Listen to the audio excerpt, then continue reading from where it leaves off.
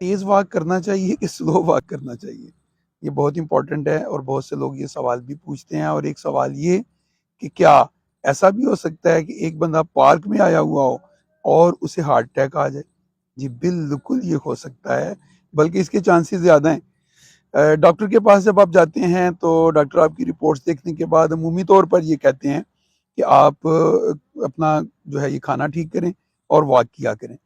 अच्छा, अब बंदा ये समझता है कि उसने जो है ये तेज तेज दौड़ लगानी है, जो वो लोगों को करते हुए देखता है, और उसके नतीजे में अमूमी तौर पर हार्ट अटैक आ जाता है। याद रखिएगा, अगर आपके ग्लिसराइड ठीक नहीं है, अगर आपको हार्ट का कुछ इशू है, तो आपको वॉक स्लो करनी है, आहिस्ता आहिस्ता चलना है। और आहिस्ता आहिस्ता आपको जो है ये चाहे आप दिन में एक 10,000 कदम जो है ये उठाएं, लेकिन आहिस्ता चलें ताकि आपका ग्रोथ हार्मोन आए। अस्सलाम वालेकुम।